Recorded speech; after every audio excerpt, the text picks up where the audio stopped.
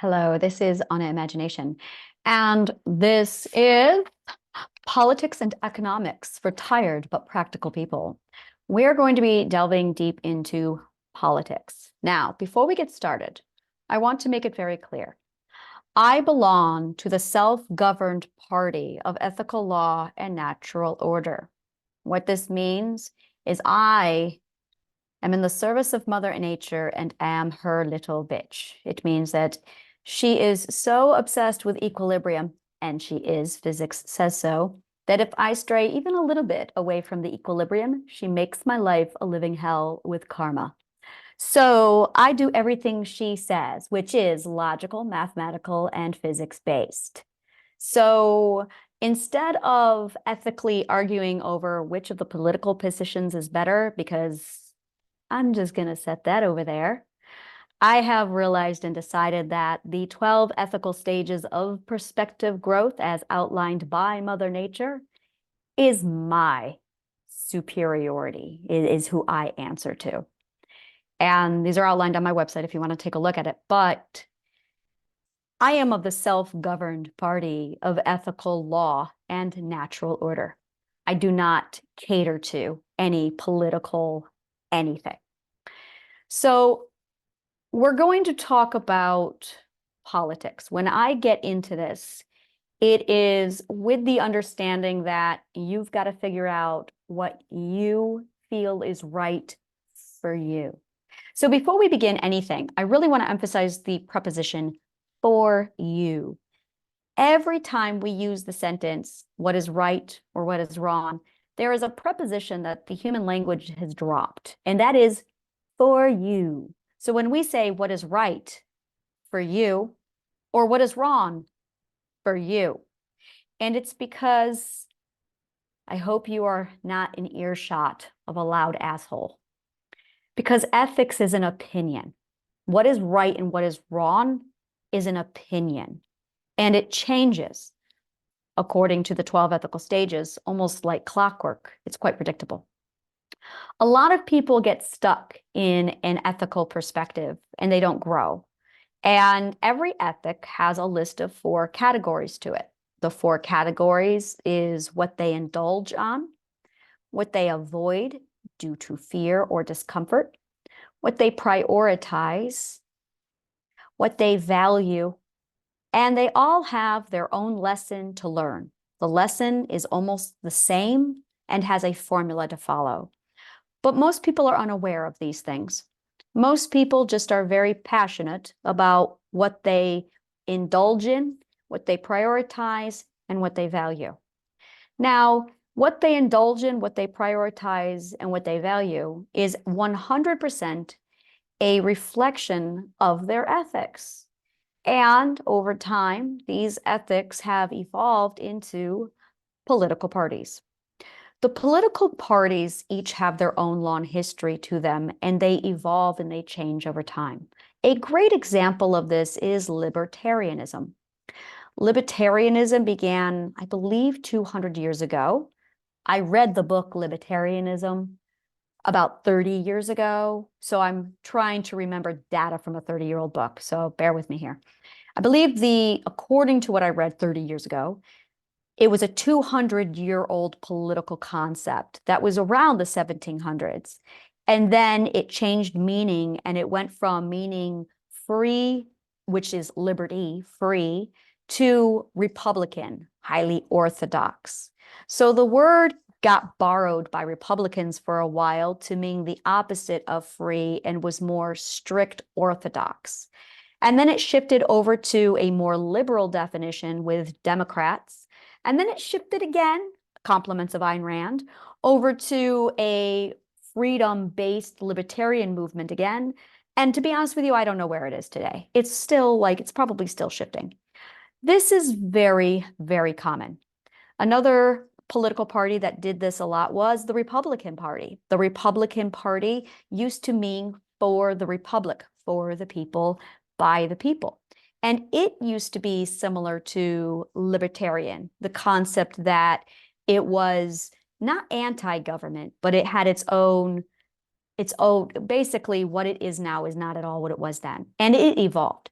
So one of the real primary things to keep in mind is these political terms literally change from decade to decade, from millennia to millennia, generation to generation, century to century. These are not words that are etched in stone. So your grandparents or your great-great-parents might be using a word thinking it's this thing, but 3 generations down the line, they might be using it differently.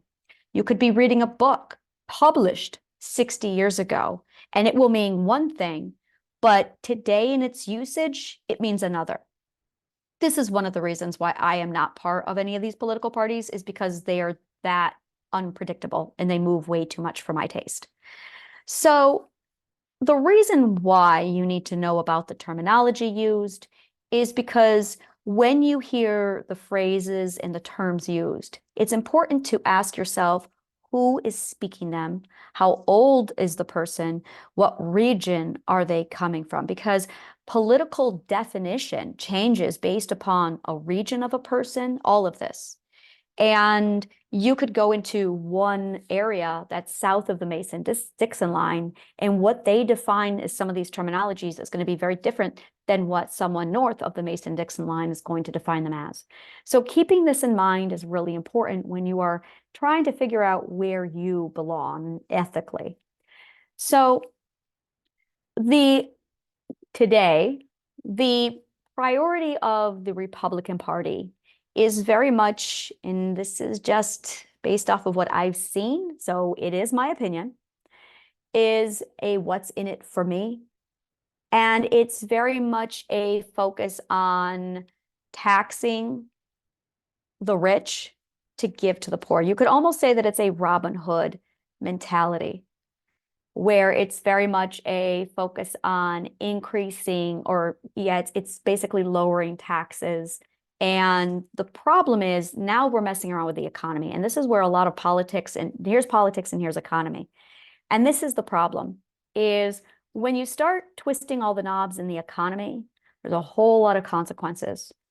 And this is where politics and economy are really like this with each other. And the majority of people who go adjusting all the knobs in economy have no clue what the big picture is, because there's actually 3 economies in place at all given times. There's 3 economies. So I'm going to go ahead and pull this whiteboard up, and we're going to break this down for you. The first economy is the visible one. It's the one that you are part of, and it's the one that you can see. And there is basically 3 peoples in this. There is the working class, and the working class consists of the homeless. I know that sounds like an oxymoron, but bear with me. And also the blue-collar workers. If the homeless were to start working, they would be right at blue collar in most cases. And then the next part up from that is your white collar workers and your business owners.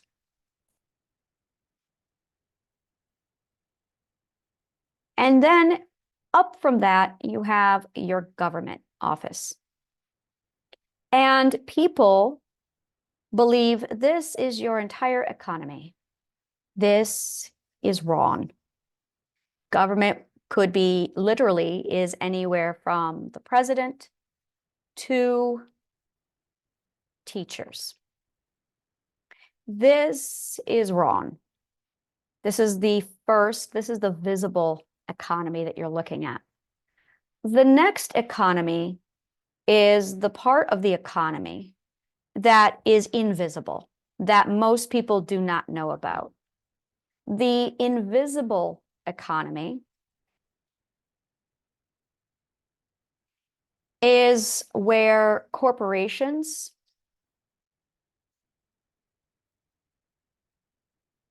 billionaires,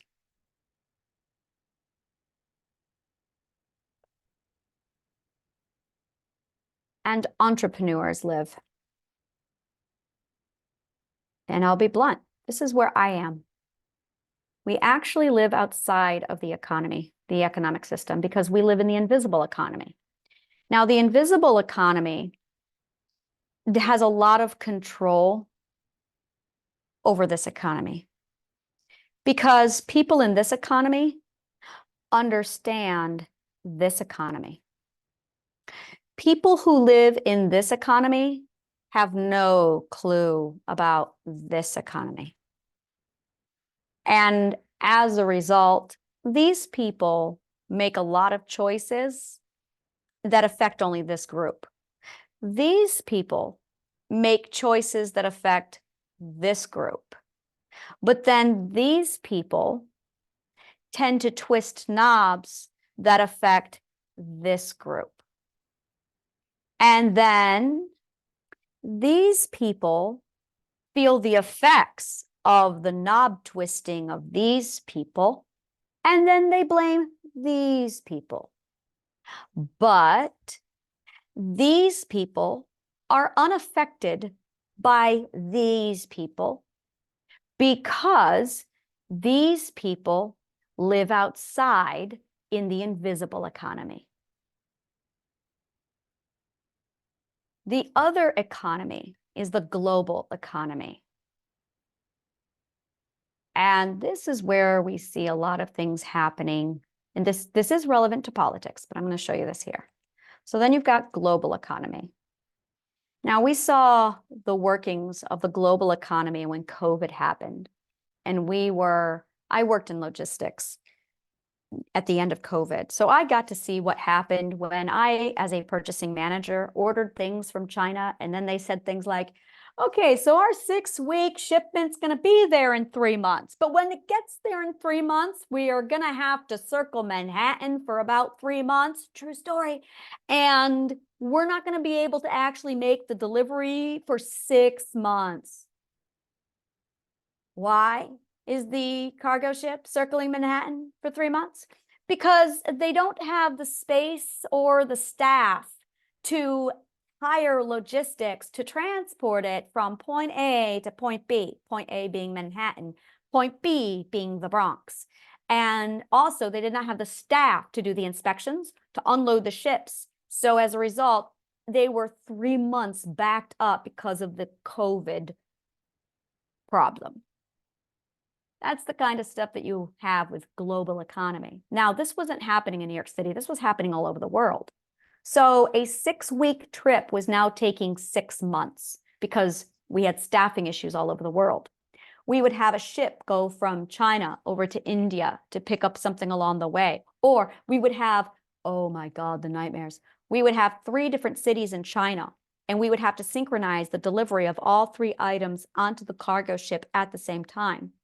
But they could not get truckers to deliver from point A in China over to port. And as a result, we had to hire 3 additional logistics companies to get everything from point A to point B in China in order to catch the cargo ship on time for it to set sail. And then when it got in India, there were times where it was delayed for another 6 weeks because there were staffing issues because everyone was sick. And if the Chinese government had to shut things down because of COVID, that was a whole nother nightmare. So this is what's going on this end. So in America, it's, wow, they're out of tomatoes. Or, wow, there's no bananas. Or, wow, I ordered these shirts like 10 months ago and Amazon still hasn't delivered them. This is why. So the choices, this is really, really important. The choices that these people make only affect these people because these people make choices that affect these people. And these people try to make choices to affect these people and they can't.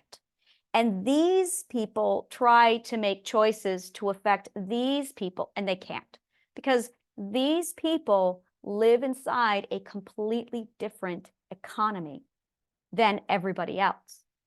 And because they lack economic education, financial education,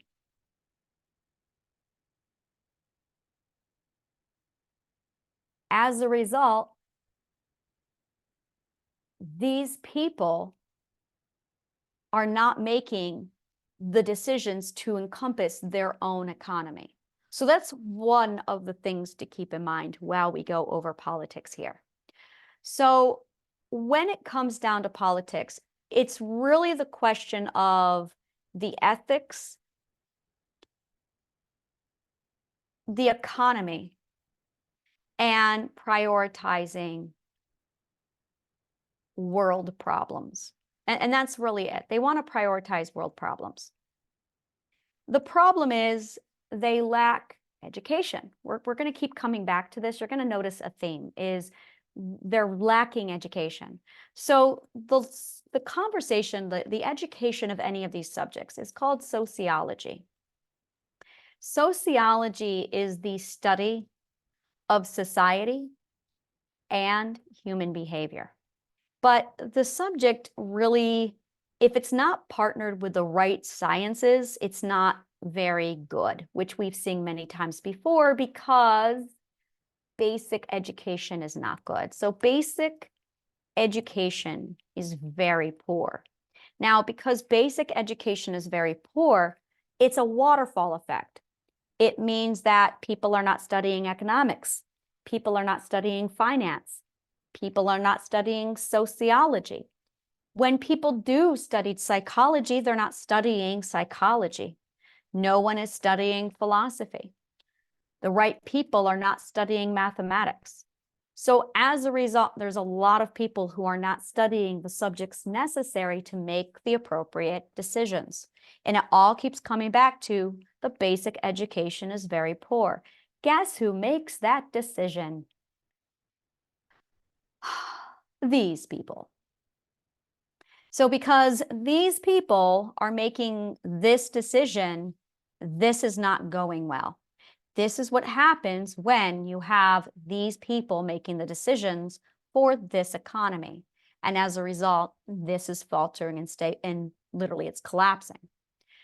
Now, in politics, there's basically a massive diagnostics course happening on. It's a really great way of putting it. Let's call it diagnostics. Diagnostics, let me go ahead and run this over here and I'll just start a new page for you. Diagnostics is a mathematics term that is borrowed by medical. Diagnostics means evaluation and problem solving. This is all about politics, I promise you. To assess or determine the cause and solution of a problem. Now, in order to do this effectively, the education a person requires is logic, math, physics, economics, philosophy, sociology. And I'm going to say it, ethics, which is philosophy.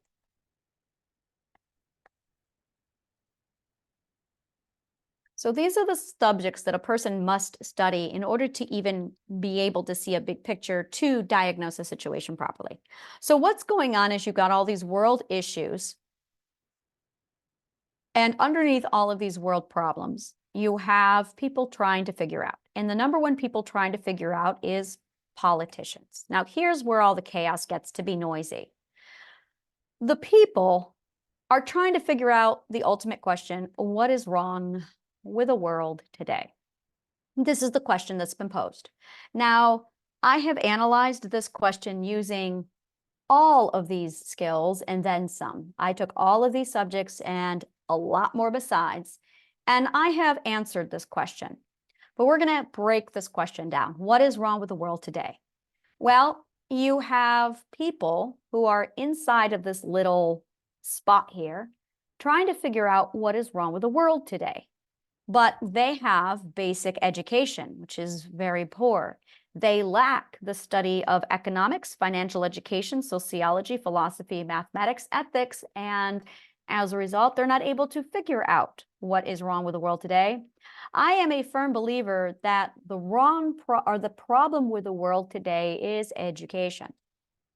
Because if we were educated, we would not be asking, what is wrong with the world today? We would be solving. But because we're not even educated enough to go, I don't understand the problem. Well, that's because we're uneducated. That must be the problem. Because if you were educated, you wouldn't be asking, what is wrong with the world today? You'd be solving for X. So I believe that education is the problem with the world today. So now you've got a whole lot of people who are uneducated trying to figure out what is wrong with the world today. And it looks like this kind of a mess. You have people screaming that it is racism that is wrong with the world today. And you have other people saying it's the Republicans that is wrong with the world today. And you have other people saying Democrats are the problem with the world today. And this one's really popular. Money is the problem with the world today. Jobs aren't enough. That's what's wrong with the world today. Now, in mathematics, we have something called a common denominator. A common denominator occurs when there is consistency and truth. It also occurs when we have the right answer. If you have a whole lot of statements and things being said where there's no consistency, it's because you have the wrong answer. So if you can't agree on the right answer, it's because everyone has the wrong answer. Because when you land on the right answer, everyone agrees. That is a basic mathematical principle. I'm going to say again, a lot of people have not studied math or its proper usage to apply it in real life. So now you've got your loud asshole, you've got enablers, you've got the noise that is, all trying to decide and diagnose what is wrong with the world today. Now, after they all argue and scream at each other, then politicians step forward and politicians decide to accumulate exactly a summation of what is wrong with the world today. And there are more, but we're not going to write down every single political party. And if you really ask it, and this is where it's an opinion, you ask whomever and you're going to get a different answer. So if you ask somebody who's religious, they're going to say that a lack of religion is the problem with the world today. And if you ask a Republican, they are going to say that Democrats are what's wrong with the world today. Democrats are going to say Republicans are what's wrong with the world today. Environmentalists are going to say the environment is what's wrong with the world today. The problem is, and I've talked a lot about this, is there's consequences and then there's chain reactions to there's catalysts and then there's consequences to catalysts. It's like this. You have a river or you have a stream, a cool pond of water, and you cast a stone in the middle of the stream.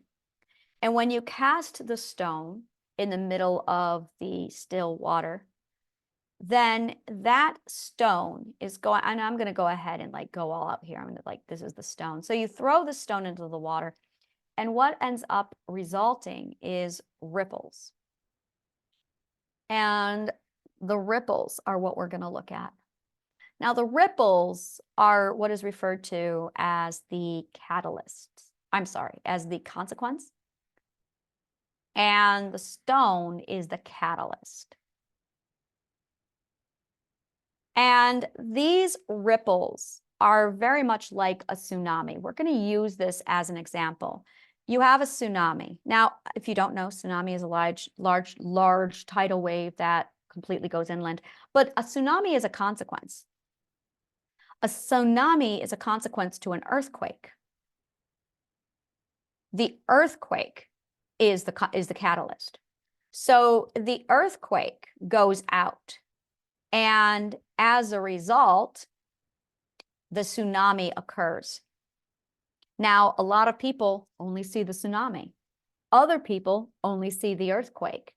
And the people who see the earthquake have no idea that the earthquake has created a tsunami. Millions of miles away, thousands of miles away, a tsunami hits. And the people who see the tsunami have no idea that an earthquake just set off. Communication is now better so that when the earthquake goes off, it goes out to the world saying, look, be aware there might be a, and that's where you get tsunami alerts, is because, oh, an earthquake hit over here, and it absolutely ripples through the whole world. So what ends up happening is a lot of people are feeling the rippling effects, the tsunami of a lot of big problems in the center where that stone is thrown. So then you've got people who are diagnosing all of the ripples. And some people are going, oh my God, it's the Republicans. And that's where you hear, oh no, it's the president. The president did this. And then you've got other people going, it's the Democrats. And then you've got other people going, it's the blacks. And then you've got other people going, it's the whites. And you get the idea how this goes. And it's a lot of people arguing, it's the millennials. Ah, no, no one's blaming the millennials. It's the baby boomers. There you go. We hear that one a lot. So this is like, it's and they're just ripple effects. At the dead center of all of this is education.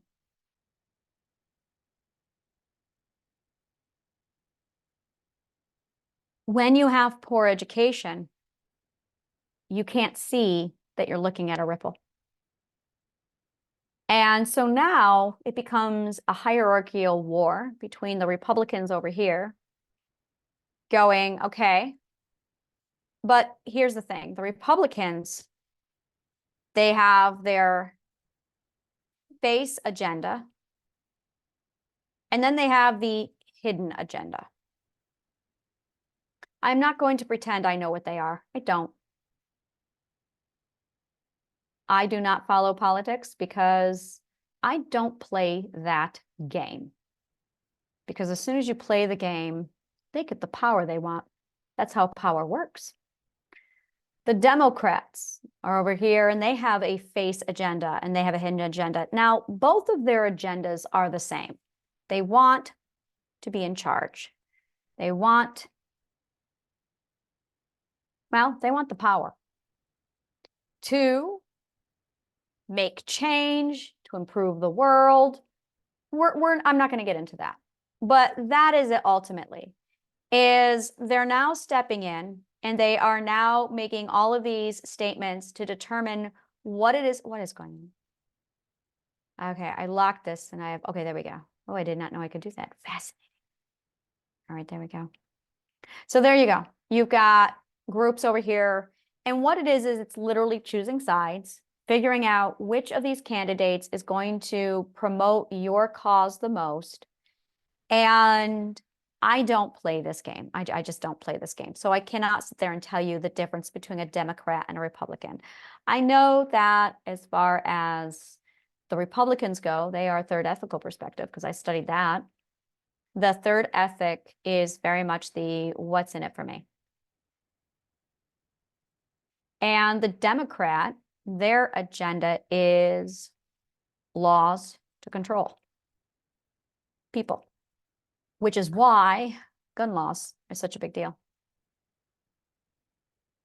And the Republican Party usually focuses a lot on low taxes for the people, which always makes a lot of people happy. And then Democrats focus on more jobs. I think that's how it works. I can't remember. I don't remember. I'm not going to try and pretend I don't know that one. But gun laws is big. Now, to be honest with you, if you were to take out gun laws on the Democrats, and it would be such a huge, and this is what we see is Democrats basically know more about the economy than the Republicans do. The Democrats focus a lot on the economics of corporation. And there is a reason why, but you have to study economics to understand that. So it's literally a battle over, but again, the real focus is they're wanting to be elected because they want to alter laws, they want to alter economy, they want to make changes to make people happy. And that is their agenda, is to make people happy. There's a problem with that. And they're both running into this problem. The people are ignorant because basic education is poor. So this is the real big catch-22 logical fallacy of the current system, is you got people here and here, the Republicans and the Democrats and any political party, who wants to make people happy. Well, we want to give people what they want. People don't know what they want. They don't. And here's the thing, is people are not educated in economics, finance, sociology, philosophy, and mathematics, or ethics, to be able to determine what they actually want. It's extraordinary. I'm going to recommend the book Rich Dad, Poor Dad. And the reason why is because the book is literally written for a 9-year-old to understand. And it is a massive, let me show you what economics looks like from here, and from here, and from here. So the book shows you the 3 areas of economics. Now, without this book, most people, because education is very poor, these people have no idea about economics. In order to understand economics, you have to study psychology and ethics and philosophy and finance. And a lot of people only study economics if they study economics at all. A lot of people, this is the other thing, is because basic education is very poor, what they teach is actually poor man's economics. Poor man economics is not wealthy or rich man economics. And yes, there's a difference. Poor man economics is economics with the poor man mindset. That's the difference. Rich man economics is rich man economics with the, or is economics with the rich man mindset. So you're going to get, it's the same material, but the wording used caters and structures a certain mindset.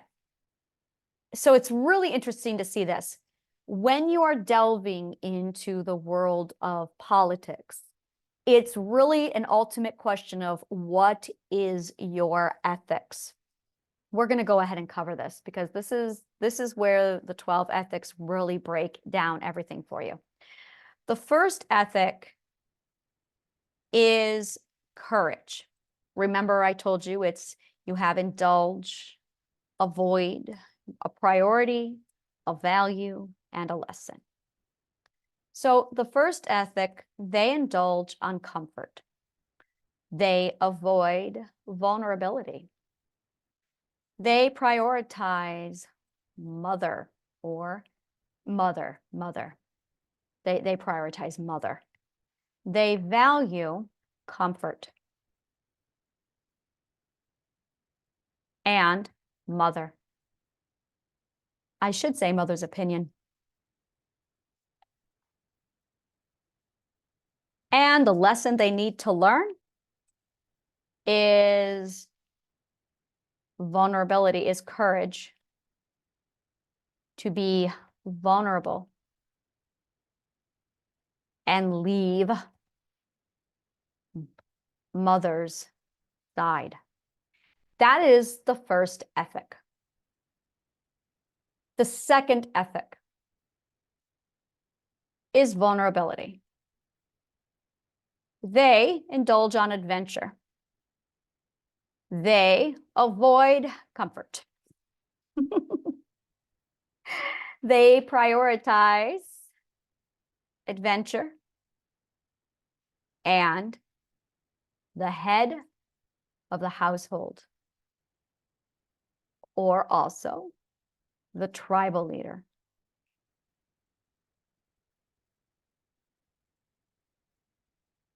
They also value a god or religious head.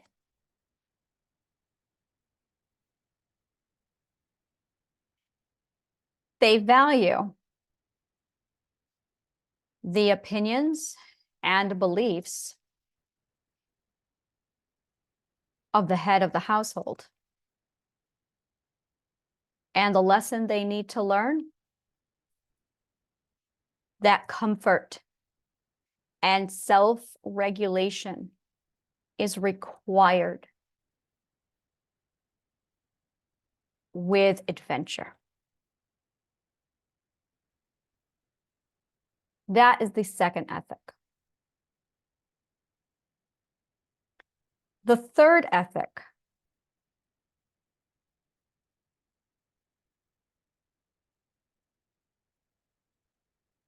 has to learn self-trust. They indulge on independence. They avoid law and order and dependence. They prioritize the self. They value freedom. The lesson they need to learn is self-regulation and trust in the self and others to ask for help.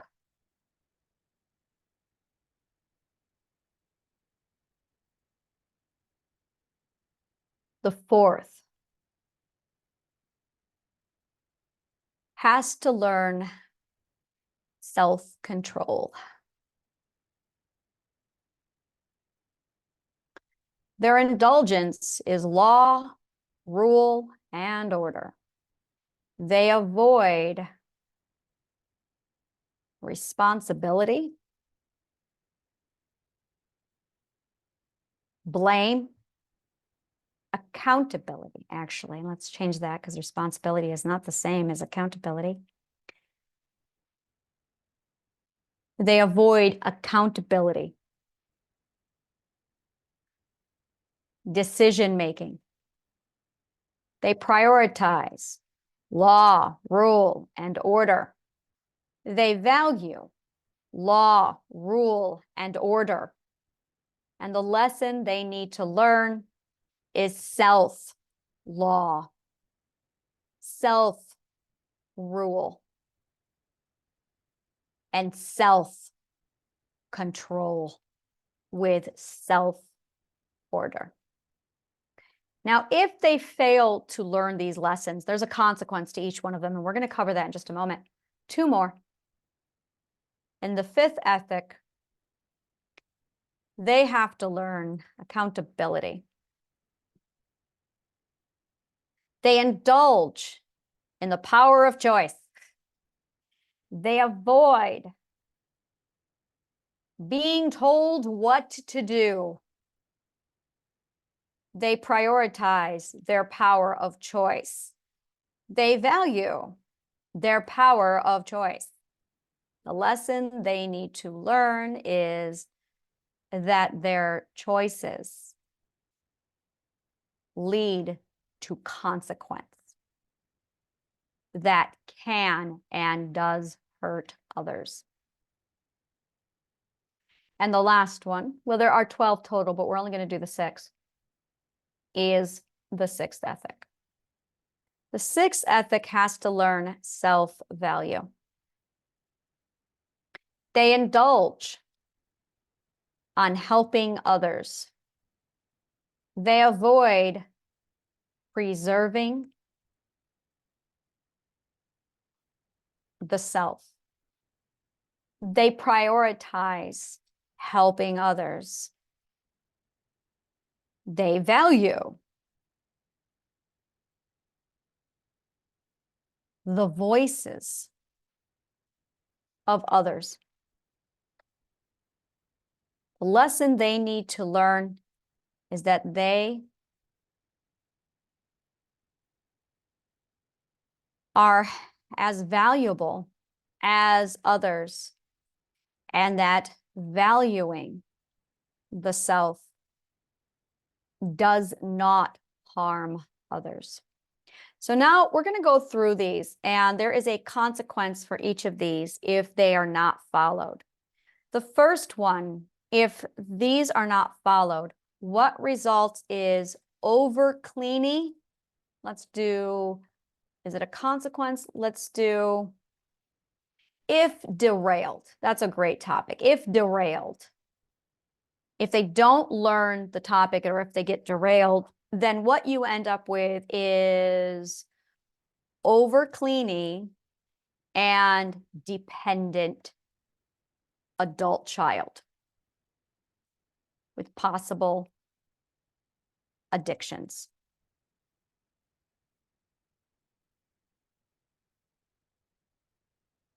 For the second ethic,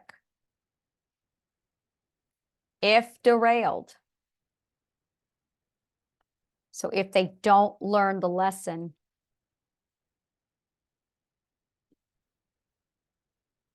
over obedient,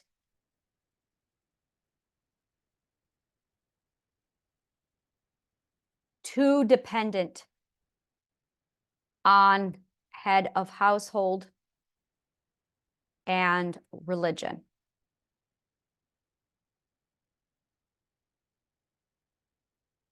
Third ethic,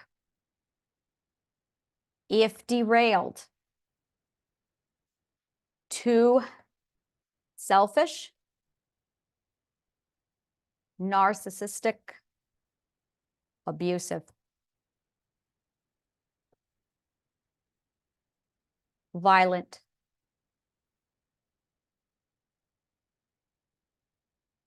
Criminal, and no trust in self or others.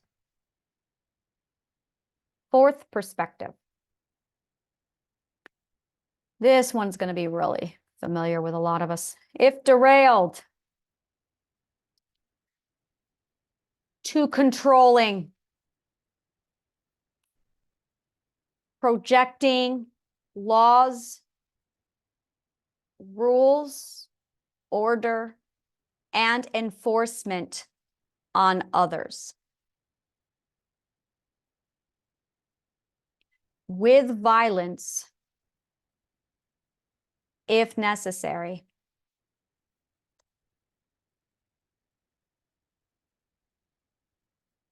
Fifth ethic, if derailed,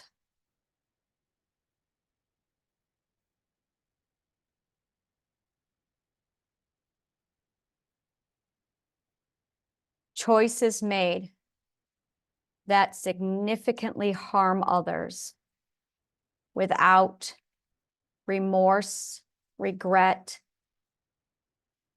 or care. Sixth ethic, if derailed, a self-martyr. Depression, suicide. So there you have it. The environmentalists are the sixth ethical perspective. They are obsessed, focused on, heightened with animal rights, environment, and the consequences of everything we are doing to the rest of the planet, because they're in the sixth ethic. With the fifth ethic, these are your CEOs, these are your entrepreneurs.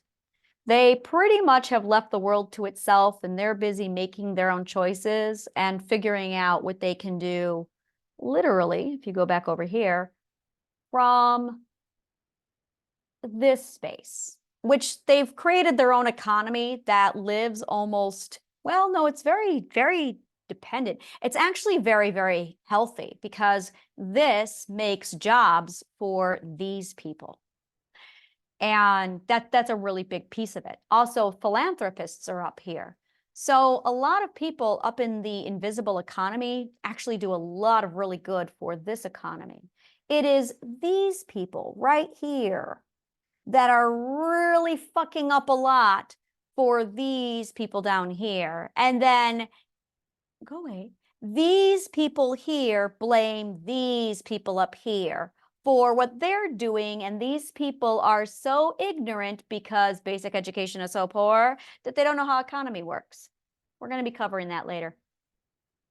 So going over here, your Democrats are your fourth ethic. These are the people who love their gun laws, love all kinds of laws. They want more enforcement, more police, more safety, more, because they are too controlling, because they are so busy projecting laws, rule, and order on other people. That is very much your fourth ethic. Republicans are your third ethic. These are the people who are absolutely all about self-regulation, about not being able to trust others.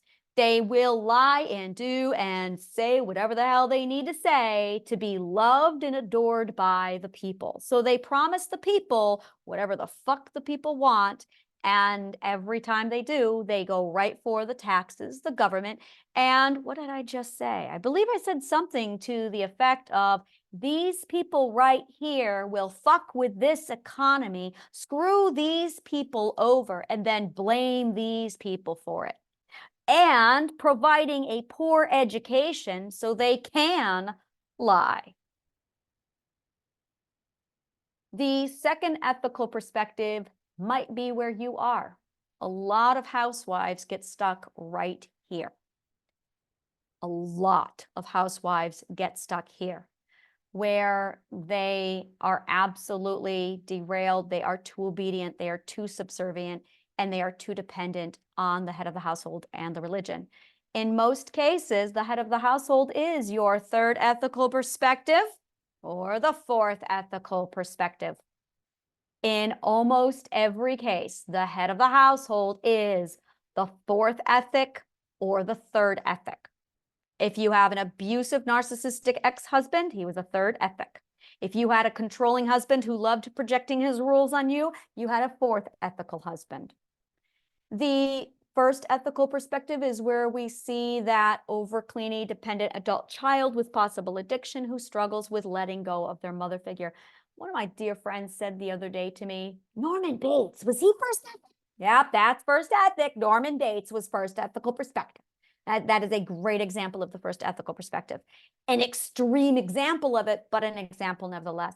So when you are sitting down and you are putting together ethics, and you're trying to figure out which political party you are looking for, there's a lot of smoke and mirror show going on. There's a lot of bullshit going on. There's a lot of lies going on. There's some people who are good, and at the same time, it's a matter of trust your gut, follow your instinct. The best thing you can do when it comes to politics, if you can stomach it, is just watch, learn, observe quietly, but that doesn't mean the loud asshole in the room is going to be quiet. I get it. So the more you just start watching it, I love Randy Rainbow so much. Randy Rainbow is a fantastic person to watch. He's entertaining, he's fun, and he really does a great job summarizing politics. That man is a master at politics. Personally, I don't play that game. I don't play the game because the Republicans, the Democrats own the system. The government owns that first tier of economics. And I don't play that game. I'm an entrepreneur. I'm outside of their circus. And that's really the best way to explain it, is it's a circus ring. And the minute you give it attention, you're feeding them. The minute you are looking at them, the minute you are giving them your attention. Now, there's a lot of argument on whether or not you should vote. I used to be really aggressive about, yeah, you vote. I'm self-governed ethical party of the, or I'm self-governed party of the ethical law. Once I hit the fifth and the sixth ethical party, or fifth, sixth ethic, I went, no one governs me. I have my own ethics. I don't need anyone governing me. Their ethics are now obsolete. I don't want a Democrat governing me. I don't want a Republican governing me. I don't want a government governing me, because their standards are so garbage low and toxic that they're not authorized, they're not qualified to even tell me what's ethical. That's like a 2-year-old trying to tell a 30-year-old what's right and wrong. And I won't, no, I don't play that game. So I'm not going to tell you which side to go on. I'm not going to break down and tell you who's doing what, who's representing for what. You're going to have to listen to what they're saying, watch their behavior, and determine who's lying. Good luck. Determine who's bullshitting you, determining who's being the most honest and who's telling the truth. Study narcissism and then watch the politicians unravel, and that'll tell you who's lying. Couple things to look for. A narcissist will always do a blame game, a smoke and mirror show. If they're running smear campaigns, they're dirty politicians. If they're actually presenting and talking about honest, this is what I represent, and they're not slandering their competitor, that's a decent person. That's one of the things I always looked at when I was involved in it was, then this is how one of the things that I looked at was who slandered their opponent. If I saw a smear campaign, they lost my vote right away because that's dirty. That's like running in a marathon race and tripping the guy next to you. That's dirty. I won't do it. I also studied psychology when it comes to campaigns, marketing, and psychological manipulation. So I'm also aware of the amount of psychological manipulation that goes on. So figuring out what they're actually saying and if they represent it, that's a whole lot of garbage and bullshit. Our country, America, was founded off of the philosophy of Thomas Hobbes. Thomas Hobbes was a 17th century philosopher, my area of study. His entire philosophy was about ethics, government, and the ethics of society. And it was also a philosophy that was developed right after the Dark Ages, right after the Age of Enlightenment started, which meant it was during a societal turn during the 1600s when the third ethics, Genghis Khan, chaos, murder and rape, pillaging and plundering ruled the planet. So he came in with a law enforcement is the answer, and law, rule, order is the answer. And it very much reflected coming out of the Dark Ages. That was 200 years ago. Our government was built 200 years ago. That philosophy is about 400 or 500 years old. So I'm looking at that ancient philosophy going, that's really obsolete. It needs to be updated, in my opinion, because our country is currently running off of a 500-year-old philosophy that doesn't apply anymore. Meanwhile, you have the environmentalists who are very much sixth perspective point of view coming in, but none of them have that larger, vast perspective of what the fuck is really going on because they have compromised the basic educational system. And because you cannot get access to the basic, you can get access to the basic educational system. You just need to know where to look. And when you start doing your own research, when you basically tell the loud assholes to shut the fuck up and go away, when you start pulling yourself outside of the noise and you just start quietly doing your own research, you end up realizing who's lying, who's telling the truth, who's really ethical, what ethics is really about. And at the end of the day, and this is coming from a solid philosopher on this, you have to decide what your ethics are. Now, one of the things I really need to say about the ethics I just laid out to you, you don't switch from the first to the second ethic. They stack. So when you learn the first ethic, it stays with you. So when you learn the second, it's actually compounding to create a greater whole. It's synergy. So the first and the second ethic combine. And then when you learn the third ethic, all three of those ethics combined give you trust and self-trust, along with courage and vulnerability and adventuring and self-regulation. And then when you get to the fourth ethic, it stacks. That fourth ethic embeds. And that fourth ethic gives you self-control, the power to give yourself law, self-rule, self-boundary comes from that. And then the fifth ethic layers on top of it with accountability. So it's not which ethic are you in? I'm in this ethic, therefore you have no others. It's compounded. But if you have any kind of mental illness is the disruption of these ethics taking place. Trauma occurs, they get derailed, they no longer learn the ethic. They physically grow, but their mindset stays. So if you're a fifth ethic, you're actually equivalent to a 1-year-old. If you're a second ethic, your mind is equivalent to a 2-year-old. Third ethics are 3-year-olds. Fourth ethics are 4. Yeah, the average person in our society is 4 years old, ethically 4 years old. You have an ethical age. You have an ethical age. Your ethical age is anywhere from 2, 3, 4 years old, even though you're 55, 65. So it's really only you can determine what's ethically correct for you. You have to sit down to decide which of those ethics you want, where you want to be at, how you're going to learn them. I teach that as far as how to learn them. You have to indulge on what you want to avoid. That's the formula. You have to indulge on what you want to avoid. Indulge on fear. That is literally it. Once you learn how to indulge on your fears, you go right through the ethics real fast. So courage, right? That's why it's the first ethic. So it's really, you have to decide. And this is where, when you get loud assholes screaming at you, they're trying to tell you what your ethics should be. And it's an opinion. It's none of their fucking business. And then it's determining, okay, what are my ethics? Start there. What are your ethics?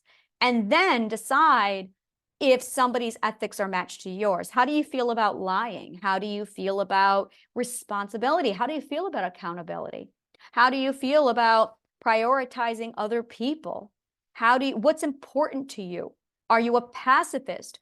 Are you concerned about the planet? These are all ethical questions that you've got to ask. And this is the thing that no one's talking about because, well, we're uneducated, which is, the whole thing is just an ethical war. Every jihad, every religious battle, every political argument, every environmental screaming, every one of us is just having an ethical war. It's literally the war of the ethics. And the answer is every single one of them is right. It's a matter of learning how to respect everybody for where they are ethically in their own developmental growth. And everyone has to learn to respect where everybody else is with their ethical age. And that's the problem. So figure out where you are ethically, and then start judging people. Figure out where you want your representative to be, which one is out there. And it's common to go, well, none of them ethically represent me. There you go. That's why I'm the self-governed party of ethical law and natural order, is because no one does represent my ethics. My ethics are all 12 of them combined.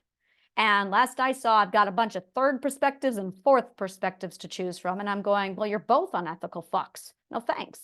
So Obama was pretty close to where I was. Obama was pretty close. I love Michelle. But again, not the priorities, not at all the priorities. No, they was some of the stuff they were. I don't believe the rat race is the way to go. I believe if you want to make change, the real change is with the entrepreneurs, not with the goddamn circus. That's my opinion right there, is you can have the circus or you can actually become an entrepreneur and change the world. Whoever has the gold makes the rules, and the government doesn't have the gold.